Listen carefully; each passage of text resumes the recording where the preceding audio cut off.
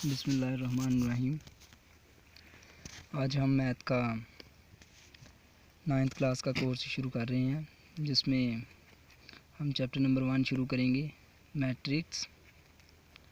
तो introduction of matrix से शुरू करते हैं इसको, मैट्रिक्स की डेफिनेशन से। सबसे पहले मैट्रिक्स की एक सिंपल सी डेफिनेशन आपको बताते हैं। मैट्रिक्स की एक सिंपल सी डेफिनेशन है, जैसे a formation of any number closed with square bracket is called matrix. यानी कि कुछ नंबरों को आप अगर स्क्वायर ब्रैकेट में बंद कर देंगे तो उसे मैट्रिक्स कहेंगे। इसकी एक एग्ज़ाम्पल ले लेते हैं हम। फॉर एग्ज़ाम्पल, अगर हम 2, 3, 4 और 5 नंबर को स्क्वायर ब्रैकेट में बंद कर देते हैं, 2, 3, 4, 5, तो ये हमारे पास एक मैट्रिक्स आ जाएगा। तो ये हमारे पास एक मैट्रिक्स आ गया। अब इस मैट्रिक्स का हम कोई ना कोई नाम रख देंगे। जैसे हम लेट कर लेते हैं, let A is equal to 2, 3, 4, 5, तो ये हमारे पास ए मैट्रिक्स हो जाएगा। तो अब हम इस सारे मैट्रिक्स को 2, 3, 4, 5 कहकर नहीं बल्कि ए कहकर बुला सकते हैं। यानी हम इसे ए कहकर बोलेंगे कि ये ए मैट्रिक्स है।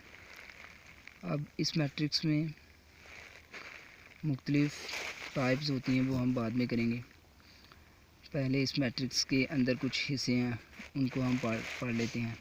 जैसे कि अगर मैट्रिक्स आपको ऐसे कोई दिया गया हो, तो उसका जो वर्टिकल हिस्सा होता है इस तरह से, तो आप इसको रो बोलते हो। अगर ये फर्स्ट है ऐसे ये वाला हिस्सा, तो इसको R1 बोलेंगे, यानी कि रो 1। और ये जो नीचे दी गई है इसको हम रो 2 कहेंगे। और इसी तरह से अगर यही मैट्रिक्स लिया जाए 2, 3, 4 और 5, ये ए मैट्रिक्स है। तो इसका जो ऐसे ऊपर को हिस्सा होगा तो इसको हम कॉलम 1 कहेंगे। इस साइड को भी जो ऊपर को हिस्सा होगा इसको हम कॉलम 2 कहेंगे। तो यानी हमारे पास जो उफ की सीमत में हमारे पास जो नंबर दिए गए हैं, उन नंबर को हम रो 1 और रो 2 से डिनोट करेंगे। और जो अमूदी सीमत को दिए गए हैं तो इनको हम कॉलम 1 कहेंगे और कॉलम 2 कहेंगे। तो ये हमारे पास एक मैट्रिक्स था। हमने मैट्रिक्स की डेफिनेशन देखी है कि नंबरों की फॉर्मेशन को अगर ब्रैकेट में बंद कर दिया जाए तो उसे मैट्रिक्स कहते हैं।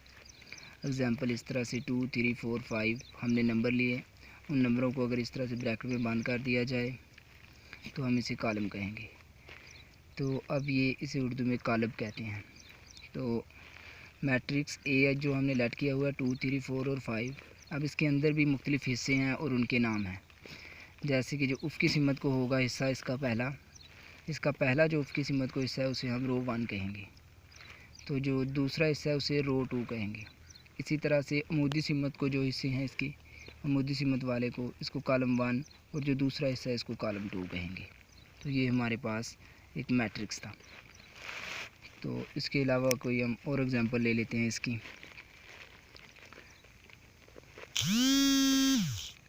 इसमें हम एग्ज़ाम्पल में 10, 11, 2 और 3 ले लेते हैं। तो अब हम इसको लिख सकते हैं 10, 11, 2 और 3। हम इसको इस तरह से लिख देते हैं। अब इसको हम लेट कर लेते हैं बी के इक्वल, तो ये हमारे पास बी मैट्रिक्स बन जाएगा। तो अब इसका जो ये वाला हिस्सा है इसको हम R1 का नाम देंगे, और जो नीचे वाला हिस्सा है इसको R2 का नाम देंगे। यानी कि रो 1 और रो 2। आपको पहचान होनी चाहिए कि मैट्रिक्स में रो 1 और रो 2 यानी कि कितनी रो है मैट्रिक्स में और कितने कॉलम हैं। इसमें रो के बारे में पता होना चाहिए आपको अच्छी तरह से। और कॉलम के बारे में पता होना चाहिए। तो अगर बी मैट्रिक्स को ही दोबारा से लिखा जाए 10, 11, 2 और 3, तो इसमें जो इस सिमत को है इसको हम क्या कहते हैं, इसको हम कॉलम 1 कहते हैं, और ये जो दूसरा है इसको हम कॉलम 2 कहते हैं। तो रो और कॉलम की आपको अच्छी तरह से पहचान हो गई होगी। मैट्रिक्स क्या होता है ये भी आपको अच्छी तरह से समझ चल गया कि नंबरों की फार्मेशन को अगर स्क्वायर ब्रैकेट में लिखा जाए तो इसे हम कॉलम कहते हैं, यानी कि मैट्रिक्स कहते हैं।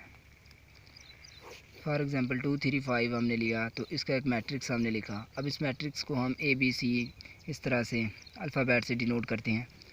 तो इन मैट्रिक्स में हमारे पास कुछ रो होती हैं और कुछ कॉलम्स होते हैं। तो हमने रो की पहचान की है कि रो किस तरह से होती हैं और कॉलम किस तरह से होती हैं। तो ये था हमारा आज का लेक्चर। इंशाल्लाह नेक्स्ट इसकी टाइप बयान करेंगे। अल्लाह हाफिज़।